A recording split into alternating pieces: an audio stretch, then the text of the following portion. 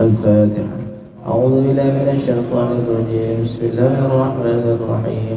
الحمد لله رب العالمين الرحمن الرحيم مالك يوم الدين إياك نعبد وإياك نستعين اهدنا الصراط المستقيم صراط الذين أنعمت عليهم غير المغضوب عليهم ولا الضالين. ويا بين وفاتنا وجلة أجلة واستغفر جميع المؤمنين والمؤمنات والمسلمين الأحياء منهم والأموات. الفاتحة. أعوذ بالله من الشيطان الرجيم. بسم الله الرحمن الرحيم. الحمد لله رب العالمين الرحمن الرحيم مالك يوم الدين إياك نعبد وإياك نستعين اهدنا الصراط المستقيم صراط الذين أنعمت عليهم غير المغضوب عليهم ولا الضالين. Dikirimkan Fatihah untuk seluruh pahlawan kita, pahlawan Muslim yang telah berjuang untuk kemerdekaan Indonesia. Mudah-mudahan Allah angkat derajat mereka, Allah tinggikan derajat mereka, dan Allah ampuni dosa-dosa mereka semuanya. Al-Fatihah. A'udzu billahi minasyaitonir rajim. Bismillahirrahmanirrahim. Alhamdulillahi rabbil alamin arrahmanir rahim maliki yaumiddin iyyaka na'budu wa iyyaka nasta'in siratal ladzina an'amta 'alaihim ghairil maghdubi 'alaihim waladdallin.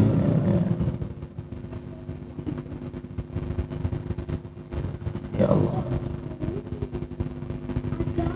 Bismillah, alhamdulillah, wassalatu wassalamu ala rasulillah sayyidina wa maulana Muhammad ibn Abdillah wa ala alihi wa sahbihi wa man walah wa man tabi'ahu ila yaumil qiyamah. Qala al-musannif rahimahullah ta'ala wa hada nafa'ana bihi wa bi'ulumihi fi darin amin min kitab Riyadhus Shalihin lil Imam an-Nawawi rahimahullah ta'ala rahmatan wasi'ah. Masih tentang bab yang kita bahas minggu yang lalu. Pada malam hari ini masuk ke hadis yang ke-513, yang dimana hadis yang diriwayatkan dari sahabat Abdullah ibni Abbas radhiyallahu anhu. Qala, berkata Abdullah ibni Abbas, kana Rasulullah sallallahu alaihi wasallam. Jadi jangan sampai jadi orang bakhil. Orang bakhil itu saat disebut nama Muhammad, saat disebut nama Mustafa, nama Ahmad, atau nama Rasulullah itu sendiri, ya, kita membaca salawat. Karena orang bakhil itu tidak mau baca salawat saat ketika disebut nama.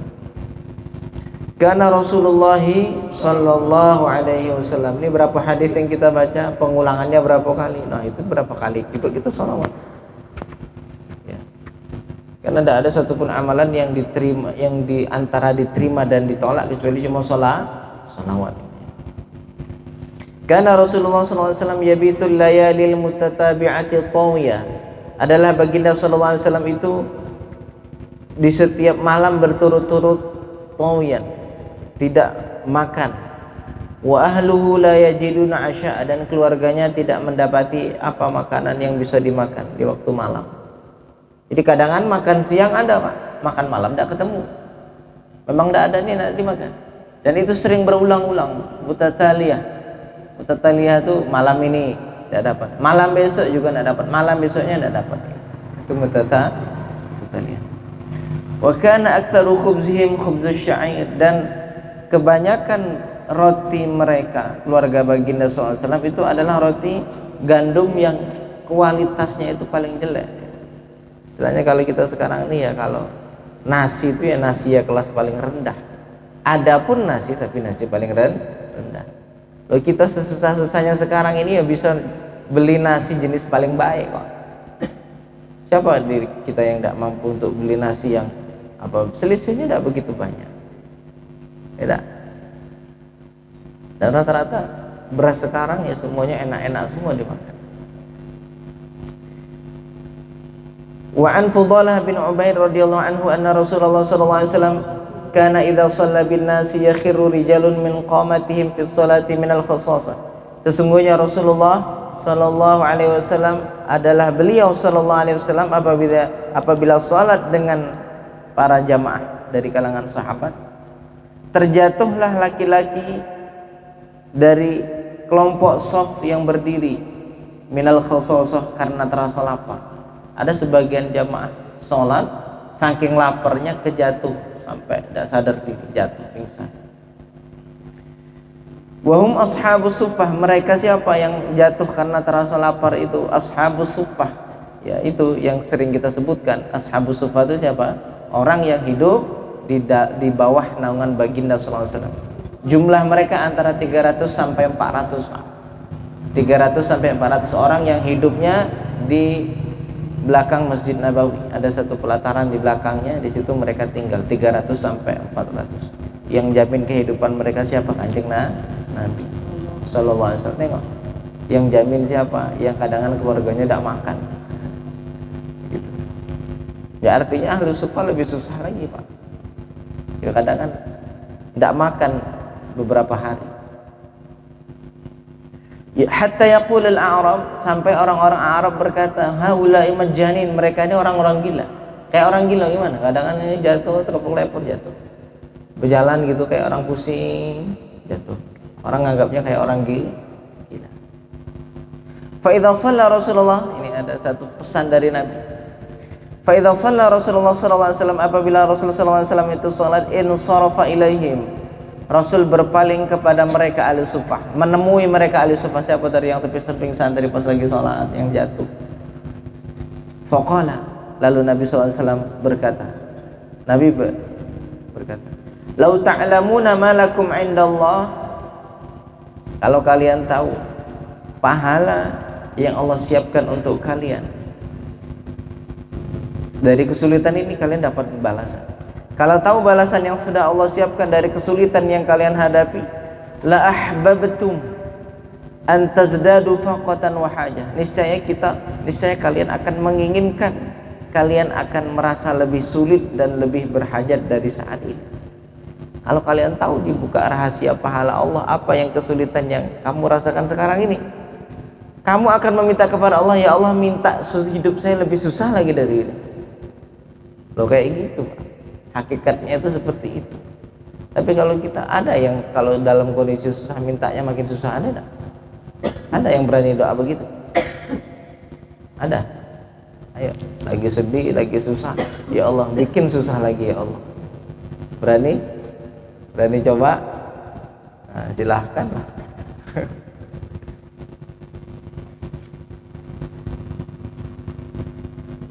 Musannif berkata, ya,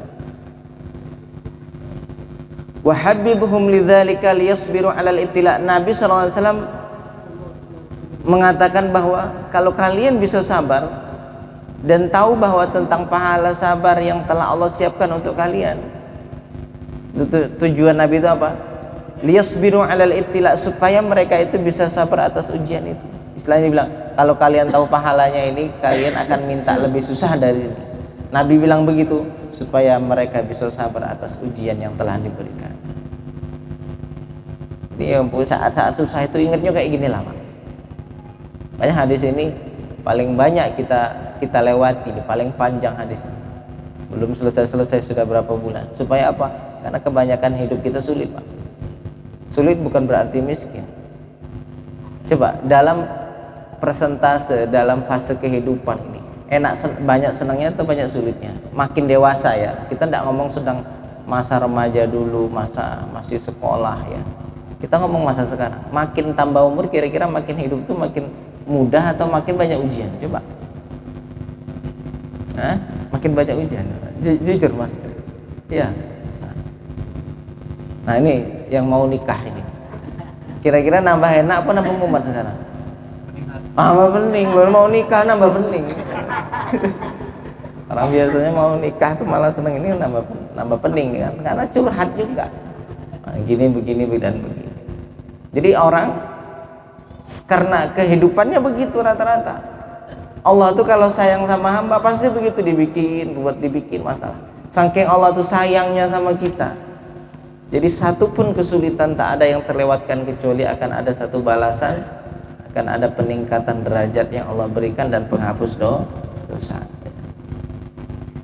Wa habibuhum dzalika liyasbiru 'alal ibtila, dan Nabi sallallahu alaihi wasallam memberikan satu motivasi kepada mereka itu supaya mereka bisa sabar atas ujian. Fayakthiru ma yu'jaruna alaihi min dzalik, lalu Nabi memperbanyak balasan terhadap kesabaran tersebut. Fa innal jazaa ala hasabil mujazi alaihi qillatan wa kathratan, balasan itu sesuai dengan kondisi ujian tersebut, banyak atau sedikitnya. Cuman lemahnya manusia ini, kalau seandainya diuji atau pengennya ya Allah selamatkan, ya Allah selamatkan. Memang selayaknya haknya hamba itu memang begitu. Tidak juga mentang-mentang nanti setelah dengar hadis ini, ya Allah bikin aku susah lagi ya Allah. Nah, besoknya tidak bisa sabar, malah kayak seperti jatuh tertimpa tangga. Orang tuh kalau diuji sama Allah lalu tidak sabar, itu tuh bukan kok terus Allah kasih. Itu tuh malah Allah seperti apa ya, kita itu sudah dikasih satu ujian, kita jatuh lalu tertimpa tangga, bukan justru malah kita sedang naik lalu turun, ya, jatuh lalu kita naik lagi ke tangga, enggak. Tapi justru jatuh malah ketiban tangga. Memang ketika lagi dalam kondisi sulit, ya Allah, satu hal yang kita minta, ya Allah mudah-mudahan bisa sabar. Makanya ada satu doa, Allahumma inna nas'aluka sabran jamila. Ini minta sama Allah. Ada yang bisa memberikan kesabaran itu cuma Allah. Tidak. Ya Allah, kami minta kesabaran yang indah, kesabaran yang indah. Ya Allah sabar, ya Allah sabar. Dulu bujang enak, besok sudah nikah tengok. Tidak bisa lagi main-main apa ini. Ya, main game online sampai subuh itu tidak bisa lagi. Maksudnya orang lain gitu yang bujang.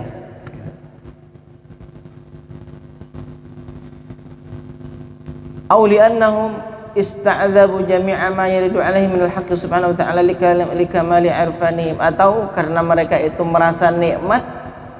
Kenapa? Karena kenalnya sama Tuhan. Orang kalau sudah sempurnanya ma'rifat kepada Allah, dia terkadang ada sisi kenikmatan saat datang ujian. Kenapa? Karena dia tidak melihat ujiannya, tapi melihat siapa ujian itu datang, dari siapa ujian itu datang. Jadi pandangannya lain. Orang kalau semakin fokus pada masalahnya tapi tidak melihat siapa yang menurunkan masalah, hidupnya akan makin sempit. Tapi kalau dia melihat ini dari siapa, ada satu sisi kenikmatan.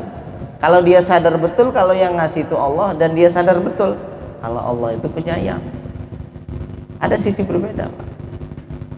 Sama kayak gini, orang itu kalau sayang dia sama orang, itu yang disayang itu nampar, itu enggak jadi masalah. Ada seorang murid dia hafiz Quran di Mesir, sudah pulang 30 juz selesai. Apa yang dilakukan? Dia malah tidak sibuk dengan hafalannya, malah bekerja. Pokoknya sibuklah dengan pekerjaannya, lupa ngapal, lupa ngulang. Lalu dia dikirimi pesan sama gurunya, disuruh suruh datang, suruh sowan. Ya, dikirimi surat karena gurunya tahu. Akhirnya murid ini datang. Ketika datang tuh dipukul, ditampar sekeras-kerasnya murid. Lalu apa kata muridnya? Minta tambah guru. Saya tidak merasa kecuali saya merasakan satu kenikmatan pukulan. Tidak adalah pukulan dari yang mencintai kecuali pukulan kasih sayang. Tambah, minta tambah lagi. Pukulannya merasa nikmat. Paham ya? Nah, orang yang kenal Allah dengan kesempurnaan ma'rifat saat diuji, dia akan merasakan hal yang kayak gitu. Fanadharu ila ni'am min haitsu suduriha minar rahim la min haitsu dzatiha. Istilahnya gini, kalau orang itu jatuh cinta dengan seseorang, saat ketika ada satu hadiah yang diberikan, dia tidak sedang melihat hadiahnya, tapi dia sedang melihat dari siapa hadiah ini datang. Dia akan bungah dan akan senang bukan dengan sesuatu itu, tapi bungah dari siapa sesuatu itu datang. Wa ma ahsana qaulul qail, dan sangat begitu indah ucapan penyair. Idza ma ra'aita Allah fil kulli fa'ila ra'aita jami'al kainati malaha. Apabila engkau melihat segala hal ini Allah lah yang memperbuatnya, maka engkau akan melihat segala sesuatu itu akan tampak indah. Loh, yang bikin orang ahlu sufah tuh sampai beberapa hari kelaparan tidak ada makanan siapa? Allah. Kalau melihat ke sisi itu, maka semuanya akan tampak begitu manis. Wa qultu fi hadza, dan saya berkata tentang syair ini, ya talibat tahqiq wal irfan, wahai orang yang mencari ma'rifat, mencari hakikat dan mencari ma'rifat. Orang yang pengen cari hakikat dan pengen cari ma'rifat, kenal kepada Allah. Apa? La tanzuranna li hawadithil azman, jangan kalian melihat kepada kejadian-kejadian zaman, fatadhiqu minha, engkau akan merasa sempit darinya. Apa yang terjadi jangan tengok terjadi sesuai itu, jangan lihat kejadian itu. Wanzurna liman badat minhu ilaika, tetapi lihatlah dari siapa itu muncul kepadamu. Jangan melihat kejadiannya, tapi melihat itu muncul dari siapa. Nah, ini obat hati kita semualah malam insyaallah. Karena tidak ada satupun yang terjadi di alam semesta kecuali atas izin dan perintahnya. Kun fayakun. Fahuwal aliyyus syani, maka dialah yang maha tinggi kedudukannya. Siapa yang mendudukan itu semua? Yang maha tinggi kedudukannya. Coba tanya ke diri kita, pernahkah kita melewati satu hari kecuali dalam satu hari itu ada kegelisahan, ada rasa takut, ada gelisah, ada sedih? Adakah dalam satu hari kita melewati fase yang aman-aman saja? Tidak ada. Ada saja masalah. Karena Allah maunya kita untuk bisa tetap bersabar dalam kondisi. Jadi dalam masalah itu semacam ada kalamullah yang mengatakan, sabarlah kamu dengan ini. Untuk setiap masalah itu datang kalamullah yang begitu, sabar. Wa an Abi Karimah al-Miqdad ibni Ma'ad Yakrib radhiyallahu anhu qala, sami'tu Rasulullah sallallahu alaihi wasallam yaqul, saya mendengar Rasul sallallahu alaihi wasallam bersabda. Wah, ini masya Allah di kalamnya ya. Ma mala adami wi'aun syarran min batnin, anak Adam tidak mengisi wadah yang lebih jelek dari perut. Jadi diibaratkan perut ini satu wadah. Jadi manusia itu hal paling buruk yang dia isi ke satu wadah, tak ada yang melebihi buruknya seseorang mengisi ke dalam perutnya. Apa makanan? Apalagi kebetulan malam ini ada ingkung banyak, Pak. Malam ini alhamdulillah 17 Agustus 17 bulan 8 ya, ingkungnya 8. Terus apa namanya? Apanya?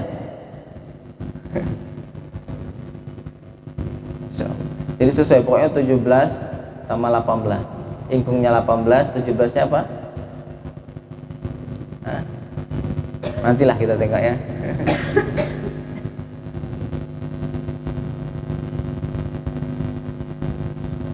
Ma mala adami wi'an syarrun min batin, tidak ada wadah yang lebih jelek diisi Bani Adam daripada perut. Bihasbi bani Adam akalatun yuqimna sulbah, cukuplah bagi anak Adam beberapa suapan nasi yang itu cukup untuk menegakkan tulang punggung. Jadi kalau makan itu cuma sebatas negain tulang punggung, sekiranya cukup untuk negain ke apa? Tulang belakang supaya tetap bisa tegak. Fa in kana la mahalata, kalau tidak sanggup dengan kondisi itu, berarti cuma berapa suap untuk bisa menegakkan badan? 5 suap cukup tidak sekali makan 5 suap? Cukup. Tapi kita berapa suap? Insyaallah. Tengok nanti hitung berapa nanti. Fa in kana la mahalata, kalau tidak harus diisi lebih dari seukuran menegakkan tulang punggung, fathuluthun li ta'ami. Nah, ini bagi 3. Sepertiga untuk makanannya, wa thuluthun li syarabi, sepertiga untuk minumannya, wa thuluthun li nafsihi, li nafasi, dan sepertiga untuk nafasnya. Jadi yang paling utama tuh makan sebatas untuk tulang punggungnya bisa tegak, bisa jalan, bisa bekerja, bisa sholat. Ya sesuai kebutuhan lah. Tulang punggung untuk bekerja ini butuhnya segini, dah segitu.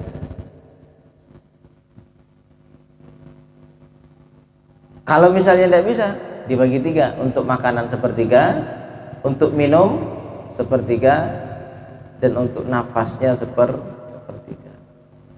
Ini kalau dipraktekin ini obat segala obat ya. Ya, obat segala obat adalah saat ketika kita mengamalkan hadis Nabi Muhammad sallallahu alaihi wasallam.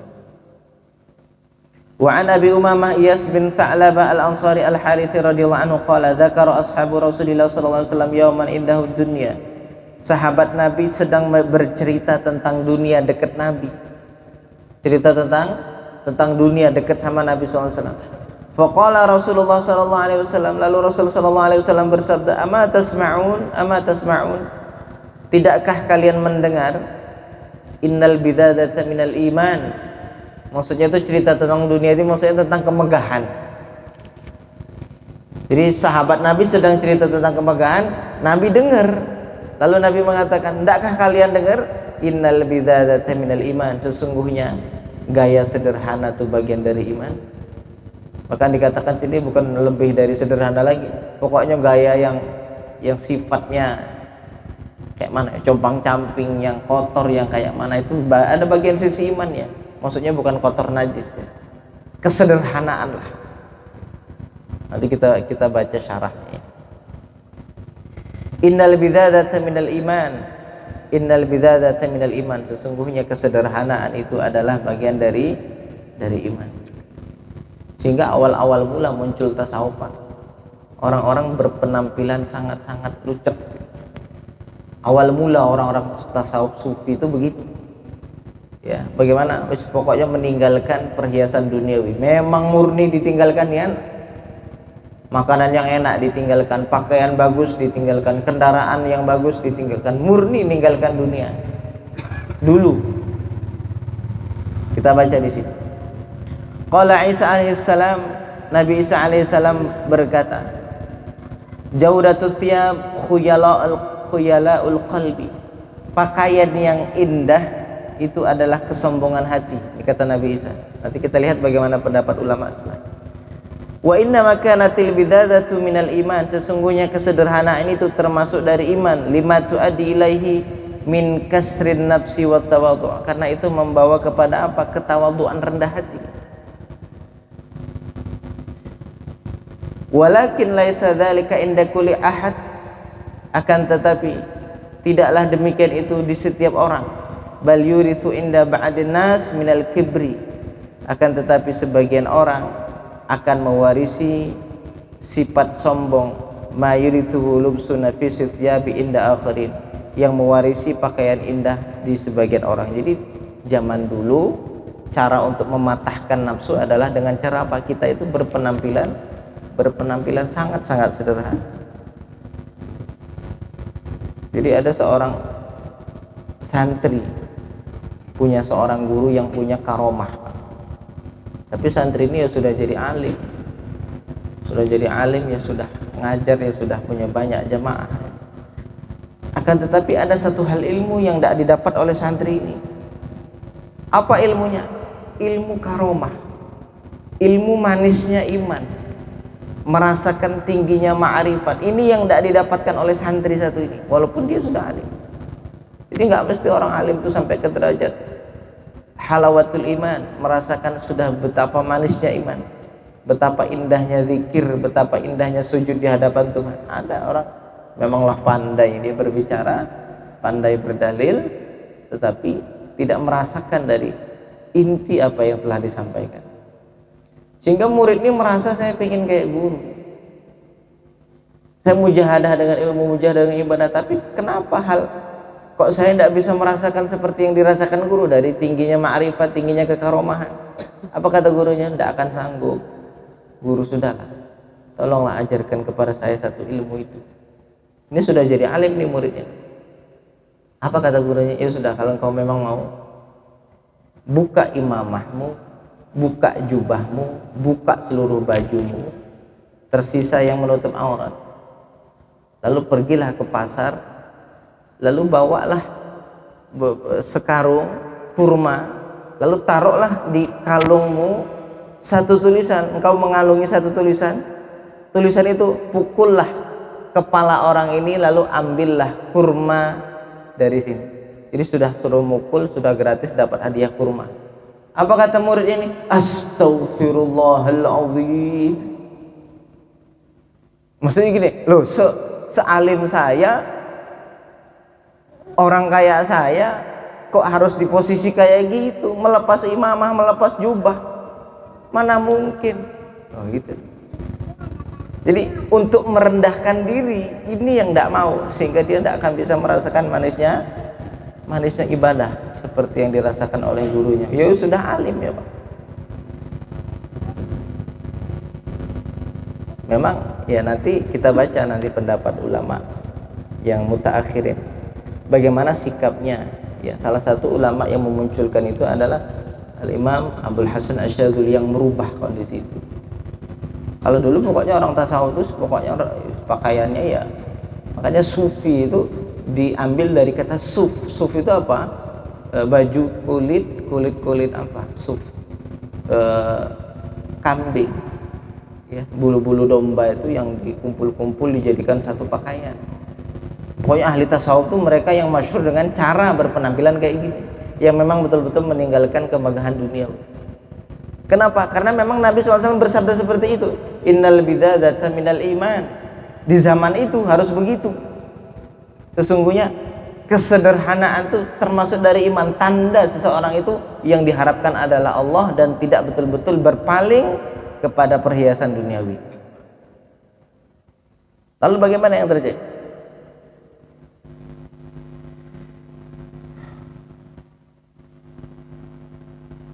Wa itharu sallallahu alaihi wasallam badadatul hay'ah wa rithasatul manzar wa tabi'ahu alaihi salafus salih makhtarahu jam'u a'immatin min mutaakhir sufiyati wa ghairihim lianna salafa lamma ra'au ahlal hawa yatafakhuruna bizinah wal malabith adharu lahum bi rithasati malabisihim haqqaratan ma haqqarahu al-haqqu mimma 'azzamahu al-ghafilun. Ya, orang-orang sufi terdahulu mereka melihat bahwa orang-orang sombong biasanya menunjukkan dari sisi penampilan. Dulu ya, ini dulu kita cerita tentang dulu. Orang-orang zaman dulu, ini kalau nak menunjukkan sisi-sisi kesombongan dari sisi pakaiannya. Makanya sampai Nabi SAW bersabda, ma asfalal ka'baini finnar, pakaian yang sampai ke bawah mata kaki itu dalam neraka. Nah dengar hadis itu ya. Sampai sekarang itu dijadikan dalil oleh orang Salafi Wahabi, kalau kita pakai celana di bawah mata kaki itu bid'ah. Gara-gara hadis ini, ma asfalal ka'baini finnar, yang di bawah mata kaki itu masuk neraka. Padahal konteks hadisnya apa? Zaman dulu orang sombong itu dia akan menjulurkan celana atau pakaian atau jubah itu sampai bawah mata kaki, sampai tergeser-geser. Tengok film-film raja zaman dulu. Sering nengok film raja-raja kayak mana jubahnya ke belakang. Sehingga Nabi mengharapkan karena kondisinya begitu. Ya, jadi ulama-ulama salaf terdahulu, khususnya pengikut sufi, ya, mereka akan berpenampilan dengan penampilan sederhana. Wal'an qad qasatil qulub wa nusiya dzalikal ma'an. Adapun sekarang hati ini sudah mulai keras dan lupa dengan makna itu. Maksudnya makna dari pakai baju yang jelek itu maknanya adalah untuk supaya kita tuh tidak betul-betul memandang dunia dengan pandangan mengagungkan dan memuliakan. Padahal maknanya itu zaman dulu. Sekarang tidak lagi Pak. Fa akhadhal ghafiluna rithasatal hay'ah hilatan ala jalbid dunia. Adapun sekarang orang-orang yang lalai, mereka mengenakan pakaian-pakaian jelek bukan untuk memahami hakikat dunia, tapi justru untuk mencari alasan untuk mencari dunia. Tengok orang sehat berpenampilan kayak orang miskin, orang susah ngemis di jalanan. Padahal dia sanggup Pak. Jadi penampilan jelek itu sekarang tuh jadi mode, jadi cara khusus seseorang untuk mencari dunia. Paham? Nah, begitu yang terjadi sekarang. Dan itu sudah terjadi di zaman Imam Abdul Hasan Asyadzili. Makna itu berubah. Makanya hukum itu selalu berubah sesuai dengan kondisi perubahan zaman.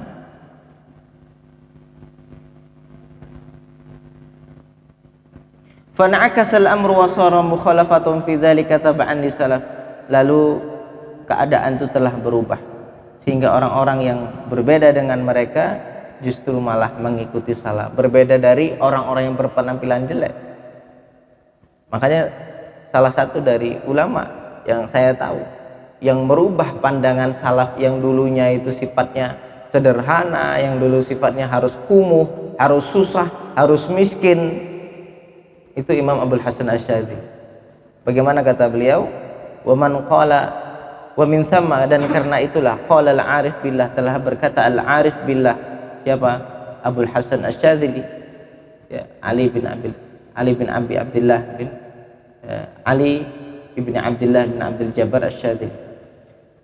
Lidhi rithasatin angkaru alaihi jamalu haiti, kepada orang yang berpenampilan jelek yang mengingkari keadaan Imam Abul Hasan. Karena Imam Abul Hasan itu kalau pakai baju mahal, padahal terkenal tasawufnya, padahal terkenal ulama zuhudnya, tapi kalau pakai baju itu pakai baju yang mahalnya. Tapi memang kaya nih. Ada orang datang, oh, Syekh ini orang kaya, Syekh ini seorang sufi, Syekh ini zuhud, kok penampilannya kayak gini? Diingkari. Sama kayak dulu tuh pernah ketika pulang ceramah, ya kan, sama ini Dr. Zainul Arifin, ya. Jadi pernah saya tanya, kenapa nggak ngajar hikam, nggak ngajar apa? Terus kata beliau begini, di tempat kita ini susah orang belum paham tentang tasawuf. Masa ada seorang ulama di Jawa Timur ngajar tasawuf berangkatnya pakai alpat? Itu jemaahnya ngomong, lu tuh kiai kok ngajar tasawuf kok pakai alpat? Itu memang suruh pakai apa? Pakai onta. Jadi pandangan orang kalau sudah ngaji tasawuf, sudah ngaji tentang ilmu-ilmu akhlak begitu, itu pokoknya harus orang-orang sederhana dalam bayangan masyarakat kita sekarang ini. Tapi ini yang terjadi juga sama Imam Abul Hasan Asy'adzili, berpenampilan begitu mewah, dan beliau adalah pendiri Thariqah Syadziliyah. Tapi kalau sudah berpakaian, sudah berpenampilan, pokoknya top chair. Pokoknya orang-orang yang zuhud akan ngomong, kamu ini ulama besar, Syekh, ahli sufi, tapi penampilanmu kok kayak gini, kok mewah nian, kayak ahli dunia gitu. Apa kata beliau? Ya hadza, wahai orang ini, hayati hadza taqul alhamdulillah, kondisi mewahku ini dalam maknanya mengatakan alhamdulillah, ada sisi makna alhamdulillah. Tahu maksudnya? Jadi wujud dari rasa syukur diriku adalah ini menunjukkan kenikmatan yang Allah berikan kepadaku. Jadi dalam bahasa hadisnya begini, innallaha yuhibbu athara ni'matihi ala 'abdi. Allah tuh kalau ngasih nikmat kepada hamba, Allah tuh senang kita tunjukkan nikmat itu. Ya sesuai kondisi kita lah. Allah senang. Oh, berarti nikmat saya dipakai, apalagi kalau untuk ibadah. Wa hayatukum hadhihi taqul, kondisimu yang pakai baju begitu, yang pakai baju ya sederhana, yang pakai baju koyak-koyak, yang pakai baju yang mungkin seminggu udah dicuci, istilahnya ya sudah kayak gitu, lucek-lucek gitu ya. Taqulu, kondisimu itu mengatakan, seolah-olah mengatakan, a'tuni min dunyakum, berikan kepadaku dunia kalian. Jadi orang kalau kalau orang pakai baju kotor, pakai baju yang sobek-sobek, datang ke kita, itu seolah-olah ada satu makna, tolong bantu aku, walaupun tidak ada makna itu. Ada. Karena ada orang berpenampilan kayak pengemis datang, padahal tidak ngemis datang. Itu dalam pikiran kita, orang ini nak minta nih, orang ini nak minta diberi, ini nak minta dikasih gitu dah. Nah sehingga sekarang ulama-ulama tasawuf sekarang itu banyak yang tidak seperti zaman dulu lagi. Jadi kita jarang ketemu ulama-ulama sufi dunia yang penampilannya kayak sufi zaman dulu, yang suka menyepi dari kejauhan, yang menjauhkan dari duniawi. Malah sekarang ulama-ulama sufi malah kaya-kaya zaman sekarang ini, karena kondisinya sudah berubah. Ya, sudah berubah. Malah kadang dulu cerita dari kawan-kawan dulu di Mesir, kiai kami itu perasaan setahun sekali ganti mobil. Kenapa? Untuk menunjukkan kemuliaan Islam katanya. Oh setahun sekali itu ganti mobil, habis ini ganti lagi, ini ganti lagi katanya. Ya supaya muruah Islam itu tidak tampak rendah di hadapan orang-orang jahil. Kira bisa dipahami ya. Wallahu a'lam bishawab. Alhamdulillahirabbil. Tapi sesekali ya mungkin kayak ya sesekali kita yang biasa pakai peci apa sesekali berpenampilan biasa untuk mematahkan kesombongan hati. Sesekali butuh. Mungkin ke pasar jalan pakai baju biasa. Ke siapa? Ketemu kawan. Dalam rangka apa? Dalam rangka mematahkan keras dan tingginya hati. Supaya kita itu tidak merasa butuh dengan pujian dan pengharapan orang lain. Karena sesekali butuh Pak, untuk melatih ketawadhuan. Ya. Imam Sya'rawi itu pernah suatu hari beliau, Imam Sya'rawi kita masyhur kenal semua ya. Beliau dikenal dengan wah ini seorang syekh besar. Sampai semua orang tuh kenal sama beliau. Suatu hari beliau datang ke masjid, dikunci dari dalam WC masjid, beliau gosok WC, diem-diem itu. Tapi akhirnya ada orang yang bisa buka kuncinya, lalu melihat, oh Syekh, kenapa Syekh kok nyuci WC gini? Apa kata beliau? Oh di luar sana orang mengatakan ini Syekh Sya'rawi, Syekh Sya'rawi ini loh, Syekh Sya'rawi. Bersama dengan najis, membersihkan kotoran-kotoran najisnya manusia. Itu kadang ada sisi tarbiyah Pak. Kalau seorang suami ini untuk mematahkan kesombongan dirinya Pak, bantu loh pekerjaan istri di rumah. Itu tawadhu, suami-suami yang tawadhu. Tuh Nabi itu begitu. Kana fi khidmati ahli. Nabi itu khidmah kepada istrinya. Kecuali kalau sudah datang waktu sholat ditinggalkan sholat. Kalau balik ke rumah, kana yaqumu baitah, menyapu rumah. Loh, wa yakhsifuna alah, dan sendalnya itu dijahit sendiri sama Nabi yang mulia. Itu bentuk dari sifat-sifat tawa untuk rendah hati. Nah, yang mudah-mudahan kita bisa meniru akhlaknya ulama-ulama. Amin ya rabbal alamin. Walhamdulillahirabbil alamin. Jadi malam hari ini ada khusus doa kita panjatkan kepada Allah untuk para pahlawan. Karena begini Pak, Nabi Muhammad SAW bersabda, man lam yashkurin nas lam yashkurillah. Tidak akan bersyukur kepada Allah jikalau orang itu tidak bisa berterima kasih. Ini ingat-ingat ya. Walaupun semuanya datang dari Allah, tapi dari siapa wasilah nikmat itu datang, kita harus berterima kasih kepada orangnya. Nah, kita ini tidak bisa duduk di majelis ini kalau tidak merdeka Pak. Kita tidak bisa semudah ini jalankan bisnis kalau tidak merdeka. Kalau kita terjajah, tengok kayak Palestina. Tengok bagaimana kondisinya negara-negara yang sulit, nak berkembang susah, nak maju susah. Sehingga ada satu hadis yang mengatakan hubbul watan minal iman, cinta negeri itu bagian daripada iman. Dan sampai dikatakan seseorang yang mati karena membela negerinya, bukan mengatasnamakan agama, membela negeri ya, dikatakan. Misalnya tentara-tentara itu loh, dia mati karena mempertahankan batas negaranya, lalu mati dalam perjuangan itu termasuk syahid. Membela negara itu loh termasuk syahid. Kenapa?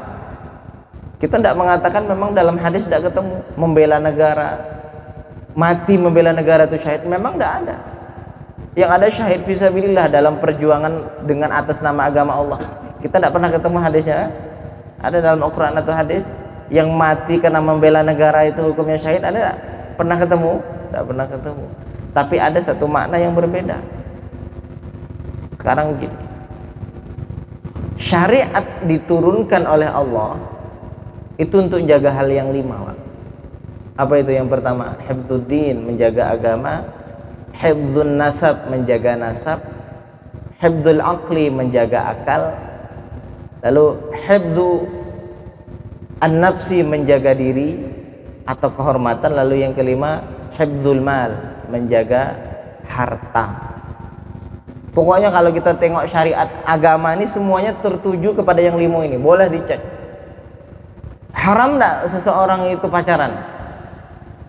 Pacaran dalam artian pendekatan kepada zina. Haram enggak? Haram. Kenapa? Karena dalam proses hifdzun nasab, menjaga nasab. Sampai dikatakan dalam Al-Qur'an wala taqrabuz zina, jangan dekati zina. Jangankan zinanya, deketin saja itu sudah haram. Apalagi? Coba sebutkan satu hukum larangan atau perintah kecuali penegasan atas 5 hukum kaidah yang 5 tadi. Apalagi? Coba kita sebutkan. Seseorang boleh tidak berjudi? Tidak boleh. Kenapa? Dalam proses penjagaan agama terhadap hifdzul mal, seseorang tidak boleh menyia-nyiakan hartanya dan membuang hartanya dan merugikan orang lain. Coba sebutkan apalagi hukum larangan atau perintah dalam agama kecuali dalam pembelaan terhadap 5 tujuannya tadi. Menjaga agama itu sendiri diharamkan syirik, menjaga nasab diharamkan zina, menjaga akal dilarang minum khamar, dilarang yang memabukkan, hifdzun nafas menjaga jiwa atau menjaga harga diri, tidak boleh membunuh, tidak boleh menggibah orang, tidak boleh melukai orang lain, ya. Yang terakhir hifdzul mal, menjaga harta, tidak boleh membuang harta sembarangan, tidak boleh nyuri harta orang lain. Jadi semua larangan atau perintah dalam agama jaga 5 ini. Coba carilah satu hukum yang kita tahu tentang larangan atau perintah kecuali yang jaga yang 5 ini. Nah, pertanyaan 5 ini tidak akan bisa diwujudkan di satu tempat kalau tempatnya tidak aman. Loh, mohon maaf, kemarin waktu di Mesir ketika tahun 2011 ketika terjadi, wah luar biasa negaranya, sampai diprediksi bakal jadi kayak Suriah, diprediksi kayak jadi apa, tapi alhamdulillah Allah jaga dan Allah selamatkan. Nah, pas saat terjadi masalah yang begitu, Pak, terjadi goncangan besar di satu negara, itu pasti susah jaga yang 5 ini. 5 maksud syariat ini susah dijaga. Harga diri dah susah, lo polisi sudah tidak tahu lagi hukum, tidak dipakai lagi, wanita diperkosa ya sudah, harga diri tidak ada lagi. Orang penjarahan di mana-mana, harta orang harta kita harta orang. Semua tempat itu lo dijarah, dihabisin, toko emas habis semua. Dalam jaga hifdzul mal tidak bisa kalau negara kacau. Coba perhatikan, tidak bisa lo, kita lah negara yang pesantren tidak bisa. Lo kenapa lo perizinan susah keluar, diatur nanti ini tidak bisa, boleh berhenti semua, sekolah wilayah tutup semua. Adapun yang megang penjajah yang megang, ada ketentuan syarat ini. Sehingga bisa dikatakan untuk bisa mencapai maqasid syariah yang 5, tujuan syariat diutus yang 5 ini tak bisa dicapai kecuali kalau ada ketentraman dan kedamaian di satu tempat, satu negeri. Dan kita tahu bahwa Indonesia ini merdeka ini karena jasanya para ulama, para habaib, ya kita tahulah yang dulu berjuang dalam sejarah Indonesia. Makanya malam ini khusus kita doakan kepada para pahlawan muslim yang telah memperjuangkan kemerdekaan ini. Dan kita yakin itu bagian daripada syahid. Pahlawan yang membela, pahlawan muslim yang membela untuk kemerdekaan Indonesia, mereka matinya syahid. Kita bukan sebatas menghormati, mengingat, mengheningkan cipta, enggak. Kita doakan ampunan, kita doakan tinggi derajat, kita doakan kita pun dapat barokah. Amin ya rabbal alamin. Ila hadratin Nabi Mustafa Muhammad sallallahu alaihi wasallam wa kafatil anbiya wal mursalin wa sahabati wa qarabati wat tabi'in. Kepada seluruh pahlawan-pahlawan yang telah berjuang, pahlawan muslim yang telah berjuang untuk Indonesia sehingga Indonesia bisa merdeka, yang ke-78 pada malam hari ini. Allah angkat derajat mereka, Allah luaskan kuburan mereka, dan Allah jadikan kuburnya taman dari taman surga. Al-Fatihah. A'udzubillahi minasyaitonir rajim. Bismillahirrahmanirrahim. Alhamdulillahirabbil alamin. Ar-Rahmanir-Rahim. Maliki yaumiddin. Iyyaka na'budu wa iyyaka nasta'in. Ihdinas siratal mustaqim. Siratal ladzina an'amta 'alaihim ghairil maghdubi 'alaihim waladdallin. Ya Allah. A'udzubillahi minasyaitonir rajim. Bismillahirrahmanirrahim. Alhamdulillahirabbil alamin. Allahumma shalli ala sayyidina Muhammad wa ala ali sayyidina Muhammad. Allahumma iftah alaina futuhal arifin bika ya Allah. اللهم ارحمنا فإنك بنا راحم والطف بنا فيما جرت به المقادير. اللهم إنا نسألك رضاك والجنة. اللهم إنا نسألك رضاك والجنة. اللهم إنا نسألك رضاك والجنة ونعوذ بك من سخطك والنار. اللهم إنك عفو كريم تحب العفو فاعف عنا يا كريم يا رحيم يا ودود يا الله يا الله يا الله. ربنا ظلمنا أنفسنا وإن لم تغفر لنا وترحمنا لنكونن من الخاسرين. ربنا آتنا في الدنيا حسنة وفي الآخرة حسنة وقنا عذاب النار. صلى الله وسلم وبارك على سيدنا محمد والحمد لله رب العالمين. تقبل الله منكم.